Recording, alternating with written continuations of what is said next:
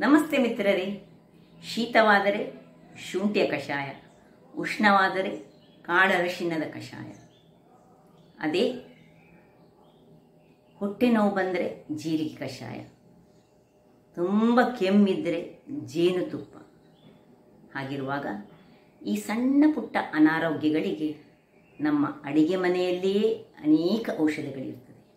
ಹಾಗಾಗಿ ಅದನ್ನು ಯೂಸ್ ಮಾಡಿ ನಮ್ಮ ಆರೋಗ್ಯವನ್ನು ನಾವು ಹೆಚ್ಚಿಸಿಕೊಳ್ಳೋಣ ಅಂತ ಹೇಳುತ್ತಾ, ಇವತ್ತು ನಾನು ಸಬ್ಬಕ್ಕಿ ಮತ್ತು ಈ ಅಕ್ಕಿ ತರಿಯನ್ನು ಯೂಸ್ ಮಾಡಿ ಒಂದು ರುಚಿಕರವಾದ ಈನೋ ಅಥವಾ ಸೋಡಾ ಏನು ಬಳಸದೆ ಒಂದು ಇಡ್ಲಿಯನ್ನು ತಯಾರಿಸಿದ್ದೇನೆ.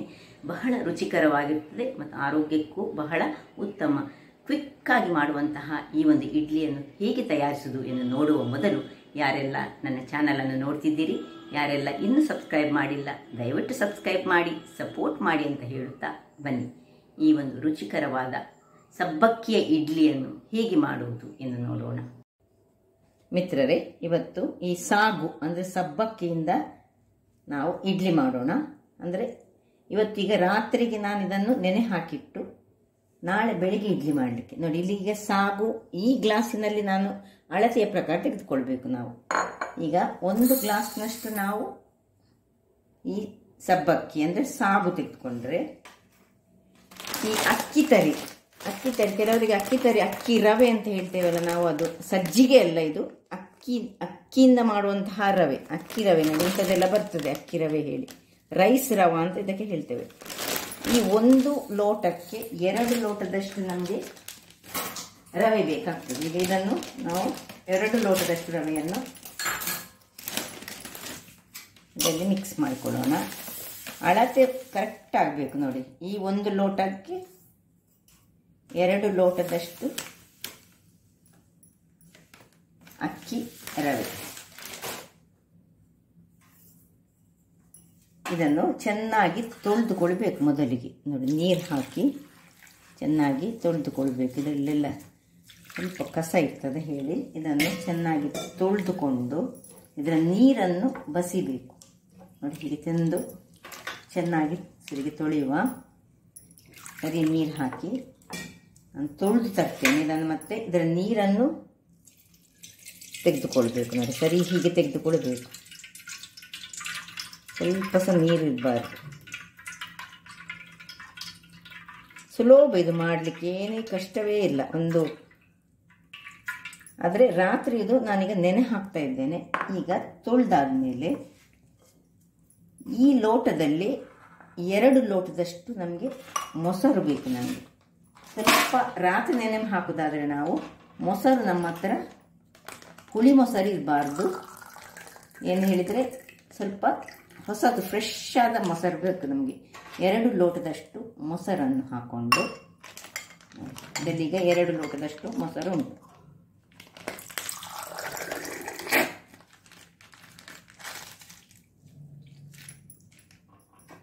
ಎರಡು ಲೋಟದಷ್ಟು ಮೊಸರನ್ನು ಹಾಕಿ ಇದನ್ನು ನಾವು ಚೆನ್ನಾಗಿ ಕಲಸಿ ಇಟ್ಕೊಳ್ಳೋಣ.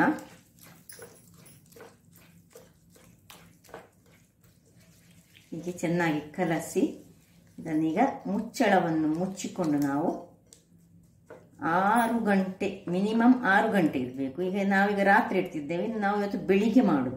ಇದಕ್ಕೊಂದು ಮುಚ್ಚಳವನ್ನು ಮುಚ್ಚಿ ಚೆನ್ನಾಗಿ ಹೀಗೆ ಸುರಿಗೆ ಸ್ವಲ್ಪ ಕಲಸಿಕೊಳ್ಳುವ.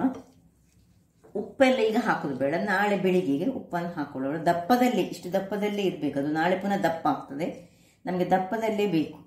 ಸೊ ಇದಕ್ಕೊಂದು ಮುಚ್ಚಳ ನಾನು ಮುಚ್ಚುತ್ತೇನೆ. ಒಂದು ಮುಚ್ಚಳವನ್ನು ಮುಚ್ಚಿ ಇದನ್ನು ನಾಳೆ ಬೆಳಿಗ್ಗೆಯನ್ನು ಹೇಗೆ ಆಗ್ತದೆ ನೋಡು. ನಾಳೆ ಬೆಳಿಗ್ಗೆ ಇದರದ್ದು ಇಡ್ಲಿ ಮಾಡೋದು, ಅದಕ್ಕೆ ಏನೆಲ್ಲ ಹಾಕುವುದು ಅದನ್ನೆಲ್ಲ ನಾನು ನಾಳೆ ಬೆಳಿಗ್ಗೆ ನಿಮಗೆ ತೋರಿಸಿಕೊಡ್ತೇನೆ. ಬಹಳ ಈಸಿಯಾಗಿ ಮಾಡುವಂತಹದ್ದು. ವೀಕ್ಷಕರೇ, ಇಲ್ಲಿ ನೋಡಿ, ಈಗ ಬೆಳಿಗ್ಗೆ ಆಗಿದೆ. ನಿನ್ನೆ ರಾತ್ರಿ ಇಟ್ಟಂತಹ ನಮ್ಮ ಹಿಟ್ಟು ಹೇಗೆ ಆಗಿದೆ ಅಂತ ನೋಡೋಣ.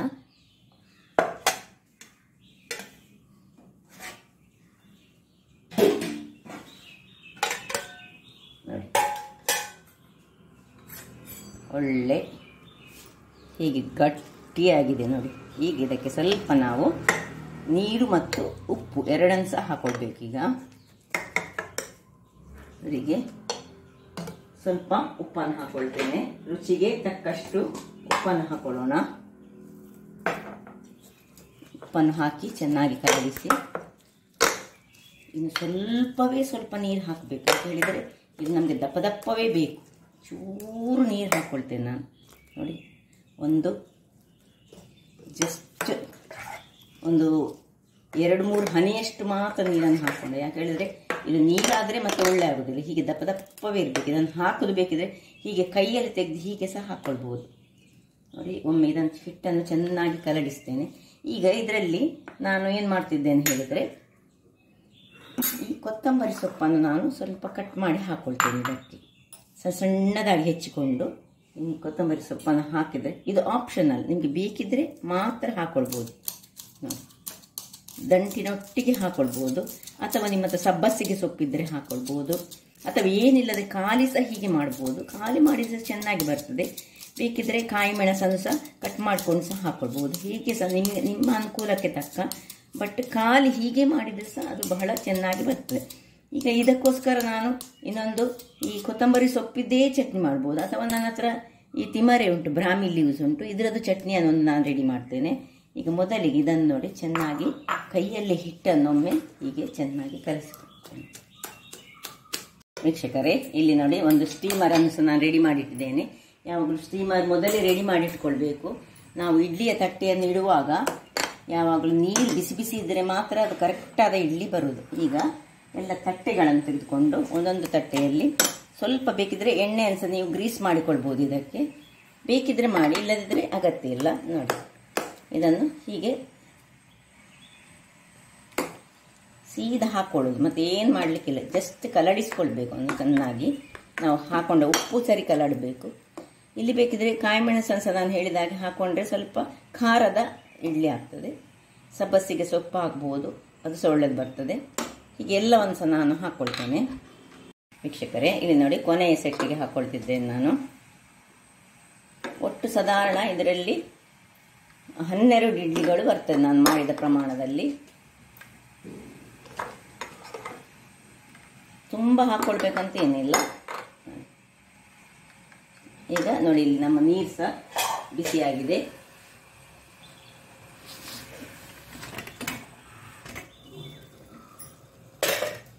ಇದನ್ನು ಡೈರೆಕ್ಟ್ ಆಗಿಟ್ಟು ಒಂದು 15 ನಿಮಿಷಗಳ ಕಾಲ ನಾವು ಮುಚ್ಚಳವನ್ನು ಮುಚ್ಚಿಕೊಂಡು ಬೇಯಿಸ್ಕೊಳ್ಳೋಣ. ವೀಕ್ಷಕರೇ, ಇದು ಬೇಯ್ತಾ ಇರುವಾಗ ಇಲ್ಲಿ ನಾವು ಬ್ರಾಹ್ಮಿ ಅಂದರೆ ತಿಮರೆಯ ಚಟ್ನಿಯನ್ನು ತಯಾರಿಸೋಣ. ಸುಲಭ ರೀತಿಯಲ್ಲಿ ಮಾಡುವಂತಹದ್ದು. ನಿಮಗೆಲ್ಲ ಗೊತ್ತಿರುವ ಹಾಗೆ ತಿಮರೆ ಪೌಷ್ಟಿಕಾಂಶಗಳ ಆಗರ ಅಂತ ಹೇಳ್ಬೋದು. ಮೆದುಳಿನ ಶಕ್ತಿಗಂತೂ ಬಹಳ ಹೇಳಿಸಿದಂತಹದ್ದು. ಇದು ಸಿಕ್ಕಿದೆ ನಿಮ್ಮ ಪಾಟ್ನಲ್ಲಿ ನೀವು ಒಂದು ಅದರ ಗೆಡ್ಡೆ ನೆಟ್ಟರೆ ಸಾಕು, ನೀವು ವರ್ಷ ಇಡೀ ತಿಮರೆಯನ್ನು ಯೂಸ್ ಮಾಡ್ಕೊಳ್ಬೋದು. ಮಕ್ಕಳಿಗಂತೂ ದಿನಕ್ಕೆ ಒಂದೊಂದು ಹೀಗೆ ಎಲೆಯನ್ನು ಚೆನ್ನಾಗಿ ತುಳಿದು ತಿನ್ನಲಿಕ್ಕೆ ಕೊಟ್ಟರೆ ಅವರ ಬುದ್ಧಿಶಕ್ತಿ ಹೆಚ್ಚುತ್ತದೆ. ನಿಮಗೆ ಗೊತ್ತಿರುವ ವಿಷಯವೇ. ಈಗ ನಾನು ಇದಕ್ಕೆ ನೋಡಿ, ಇದು ಆಪ್ಷನಲ್. ಒಂದು ಬೆಳ್ಳುಳ್ಳಿಯನ್ನು ಹಾಕ್ಕೊಳ್ತಿದ್ದೇನೆ, ಸ್ವಲ್ಪ ಉಪ್ಪನ್ನು ಹಾಕ್ಕೊಳ್ತಿದ್ದೇನೆ. ಸಿಂಪಲ್ ಆಗಿ ಮಾಡುವಂತಹದ್ದು. ಈ ಒಂದು ಸಾಗುವಿನ ಇಡ್ಲಿಗೆ ಇದು ಸಿಂಪಲ್ ಚಟ್ನಿ ಬಹಳ ಚೆನ್ನಾಗಿ ಬರ್ತದೆ. ಸಾಂಬಾರಿದ್ರೆ ಸಹ ಒಳ್ಳೆದಾಗ್ತದೆ. ಈಗ ಒಂದು ಸಣ್ಣ ತುಂಡಿನಷ್ಟು ಹುಳಿ, ನಾನು ಒಂದೇ ಮೆಣಸು ಹಾಕ್ಕೊಳ್ತಿದ್ದೇನೆ. ನೀವು ಬೇಕಿದ್ರೆ ಹೆಚ್ಚು ಮೆಣಸುಗಳನ್ನು ಹಾಕ್ಬೋದು. ಖಾರ ಹೆಚ್ಚು ಮಾಡಿದ್ರೆ ಸಹ ಒಳ್ಳೆಯದಲ್ಲ. ಚಟ್ನಿ ಅದಾ ಖಾರ ಇರಬೇಕು. ಮತ್ತು ತೆಂಗಿನ ತುರಿ ಹಾಕಿ ಈಗ ಸ್ವಲ್ಪ ನೀರನ್ನು ಹಾಕ್ಕೊಳ್ತಿದ್ದೇನೆ. ನೀರನ್ನು ಹಾಕಿ ಇದನ್ನೊಂದು ಒಳ್ಳೆ ಚಟ್ನಿ ಮಾಡಿ ತರೋಣ. ವೀಕ್ಷಕರೇ, ಇಲ್ಲಿ ನೋಡಿ ಚಟ್ನಿ ಸಹ ರೆಡಿಯಾಗಿದೆ. ತಿಮರೆಯ ಚಟ್ನಿ. ಬೇಕಿದ್ರೆ ಇದನ್ನು ಇನ್ನೂ ಸಹ ನೀರು ಮಾಡ್ಕೊಳ್ಬೋದು ನಾವು. ಈಗ ಇಲ್ಲಿ ನೋಡಿ 15 ನಿಮಿಷ ಕಳೆದಿದೆ. ಇದರಲ್ಲಿ ಮತ್ತೆ ಒಂದು 2 ನಿಮಿಷ ನಾನು ಸಣ್ಣ ಉರಿಯಲ್ಲಿ ಇಟ್ಟುಕೊಂಡಿದ್ದೇನೆ. ಈಗ ಬೆಂದಿರ್ಬೋದು. ಇದು ಆಫ್ ಮಾಡ್ಕೊಳ್ಳೋಣ. ಸ್ವಲ್ಪ ಹೊರಗಡೆ ತೆಗೆದಿಟ್ಟು ಇದನ್ನು ಸ್ವಲ್ಪ ತಣ್ಣಗಾಗಬೇಕು, ತಣ್ಣಗಾಗಲು ಬಿಡೋಣ. ವೀಕ್ಷಕರೇ, ಈಗ ತಣ್ಣಗಾಗಿದೆ. ಒಂದೊಂದಾಗಿ ತೆಗೆದುಕೊಳ್ಳೋಣ. ನೋಡಿ, ಹೇಗೆ ಪಕ್ಕಕ್ಕೆ ಎದ್ದು ಬರ್ತದೆ. ನೋಡಿ ಹೇಗೆ ಬಂದಿದೆ ನೋಡಿ. ತೆಗೆಯುವಾಗಲೇ ಪಟ ಅಂತ ಬರ್ತದೆ. ಬಹಳ ರುಚಿಕರವಾಗಿರ್ತದೆ. ಒಂದು ನಡುವಲ್ಲಿ ಒಂದು ಆ ಸಾಬುದಾನ ಸಿಕ್ಕುವಾಗ ನಮಗೆ ಬಹಳ ಖುಷಿ ಆಗ್ತದೆ.